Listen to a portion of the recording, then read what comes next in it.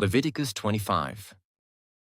The Lord spoke to Moses on Mount Sinai, saying, Speak to the people of Israel and say to them, When you come into the land that I give you, the land shall keep a Sabbath to the Lord. For 6 years you shall sow your field, and for 6 years you shall prune your vineyard and gather in its fruits. But in the 7th year there shall be a Sabbath of solemn rest for the land, a Sabbath to the Lord. You shall not sow your field or prune your vineyard. You shall not reap what grows of itself in your harvest, or gather the grapes of your undressed vine. It shall be a year of solemn rest for the land. The Sabbath of the land shall provide food for you, for yourself, and for your male and female slaves, and for your hired worker and the sojourner who lives with you, and for your cattle, and for the wild animals that are in your land. All its yield shall be for food. You shall count 7 weeks of years, 7 times 7 years, so that the time of the 7 weeks of years shall give you 49 years. Then you shall sound the loud trumpet on the 10th day of the 7th month. On the day of atonement you shall sound the trumpet throughout all your land. And you shall consecrate the 50th year and proclaim liberty throughout the land to all its inhabitants. It shall be a jubilee for you, when each of you shall return to his property and each of you shall return to his clan. That 50th year shall be a jubilee for you. In it you shall neither sow nor reap what grows of itself, nor gather the grapes from the undressed vines. For it is a jubilee. It shall be holy to you. You may eat the produce of the field. In this year of jubilee each of you shall return to his property. And if you make a sale to your neighbor or buy from your neighbor, you shall not wrong one another. You shall pay your neighbor according to the number of years after the jubilee, and he shall sell to you according to the number of years for crops. If the years are many, you shall increase the price, and if the years are few, you shall reduce the price, for it is the number of the crops that he is selling to you. You shall not wrong one another, but you shall fear your God, for I am the Lord your God. Therefore you shall do my statutes and keep my rules and perform them, and then you will dwell in the land securely. The land will yield its fruit, and you will eat your fill and dwell in it securely. And if you say, What shall we eat in the 7th year, if we may not sow or gather in our crop? I will command my blessing on you in the 6th year, so that it will produce a crop sufficient for 3 years. When you sow in the 8th year, you will be eating some of the old crop. You shall eat the old until the 9th year, when its crop arrives. The land shall not be sold in perpetuity, for the land is mine. For you are strangers and sojourners with me. And in all the country you possess, you shall allow a redemption of the land. If your brother becomes poor and sells part of his property, then his nearest redeemer shall come and redeem what his brother has sold.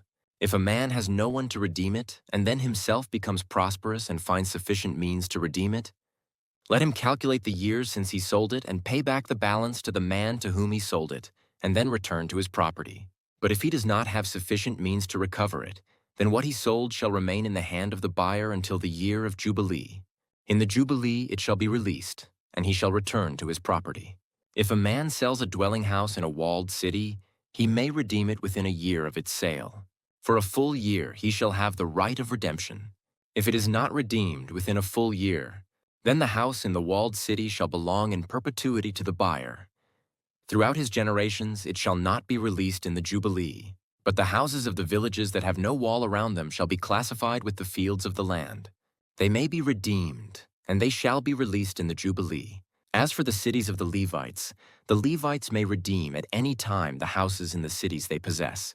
And if one of the Levites exercises his right of redemption, then the house that was sold in a city they possess shall be released in the Jubilee. For the houses in the cities of the Levites are their possession among the people of Israel.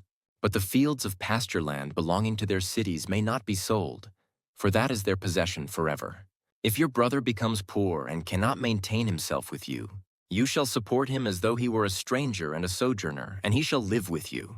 Take no interest from him or profit, but fear your God, that your brother may live beside you. You shall not lend him your money at interest, nor give him your food for profit. I am the Lord your God, who brought you out of the land of Egypt to give you the land of Canaan and to be your God. If your brother becomes poor beside you and sells himself to you, you shall not make him serve as a slave. He shall be with you as a hired worker and as a sojourner. He shall serve with you until the year of the Jubilee. Then he shall go out from you, he and his children with him, and go back to his own clan and return to the possession of his fathers. For they are my servants, whom I brought out of the land of Egypt. They shall not be sold as slaves. You shall not rule over him ruthlessly, but shall fear your God. As for your male and female slaves, whom you may have, you may buy male and female slaves from among the nations that are around you. You may also buy from among the strangers who sojourn with you and their clans that are with you, who have been born in your land, and they may be your property. You may bequeath them to your sons after you to inherit as a possession forever. You may make slaves of them, but over your brothers, the people of Israel, you shall not rule, one over another ruthlessly. If a stranger or sojourner with you becomes rich, and your brother beside him becomes poor and sells himself to the stranger or sojourner with you, or to a member of the stranger's clan, then after he is sold, he may be redeemed. One of his brothers may redeem him, or his uncle or his cousin may redeem him, or a close relative from his clan may redeem him, or if he grows rich, he may redeem himself. He shall calculate with his buyer from the year when he sold himself to him until the year of Jubilee, and the price of his sale shall vary with the number of years. The time he was with his owner shall be rated as the time of a hired worker. If there are still many years left, he shall pay proportionately for his redemption some of his sale price. If there remain but a few years until the year of Jubilee, he shall calculate and pay for his redemption in proportion to his years of service. He shall treat him as a worker hired year by year. He shall not rule ruthlessly over him in your sight. And if he is not redeemed by these means, then he and his children with him shall be released in the year of Jubilee. For it is to me that the people of Israel are servants. They are my servants whom I brought out of the land of Egypt. I am the Lord your God.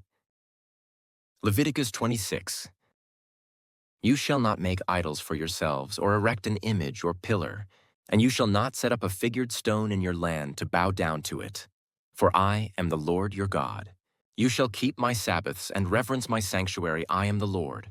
If you walk in my statutes and observe my commandments and do them, then I will give you your rains in their season, and the land shall yield its increase, and the trees of the field shall yield their fruit. Your threshing shall last to the time of the grape harvest, and the grape harvest shall last to the time for sowing. And you shall eat your bread to the full and dwell in your land securely. I will give peace in the land, and you shall lie down, and none shall make you afraid. And I will remove harmful beasts from the land, and the sword shall not go through your land. You shall chase your enemies, and they shall fall before you by the sword. 5 of you shall chase 100, and 100 of you shall chase 10,000, and your enemies shall fall before you by the sword. I will turn to you and make you fruitful and multiply you, and will confirm my covenant with you. You shall eat old store long kept, and you shall clear out the old to make way for the new. I will make my dwelling among you, and my soul shall not abhor you. And I will walk among you, and will be your God, and you shall be my people. I am the Lord your God, who brought you out of the land of Egypt, that you should not be their slaves. And I have broken the bars of your yoke and made you walk erect. But if you will not listen to me and will not do all these commandments, if you spurn my statutes, and if your soul abhors my rules, so that you will not do all my commandments, but break my covenant, then I will do this to you. I will visit you with panic, with wasting disease and fever that consume the eyes and make the heart ache. And you shall sow your seed in vain, for your enemies shall eat it. I will set my face against you, and you shall be struck down before your enemies. Those who hate you shall rule over you, and you shall flee when none pursues you. And if in spite of this you will not listen to me, then I will discipline you again 7-fold for your sins. And I will break the pride of your power, and I will make your heavens like iron and your earth like bronze. And your strength shall be spent in vain, for your land shall not yield its increase, and the trees of the land shall not yield their fruit. Then if you walk contrary to me and will not listen to me, I will continue striking you 7-fold for your sins. And I will let loose the wild beasts against you, which shall bereave you of your children and destroy your livestock and make you few in number, so that your roads shall be deserted. And if by this discipline you are not turned to me, but walk contrary to me, then I also will walk contrary to you, and I myself will strike you 7-fold for your sins. And I will bring a sword upon you that shall execute vengeance for the covenant. And if you gather within your cities, I will send pestilence among you, and you shall be delivered into the hand of the enemy. When I break your supply of bread, 10 women, shall bake your bread in a single oven, and shall dole out your bread again by weight, and you shall eat and not be satisfied. But if in spite of this you will not listen to me, but walk contrary to me, then I will walk contrary to you in fury, and I myself will discipline you sevenfold for your sins. You shall eat the flesh of your sons, and you shall eat the flesh of your daughters. And I will destroy your high places and cut down your incense altars, and cast your dead bodies upon the dead bodies of your idols. And my soul will abhor you. And I will lay your cities waste, and will make your sanctuaries desolate, and I will not smell your pleasing aromas.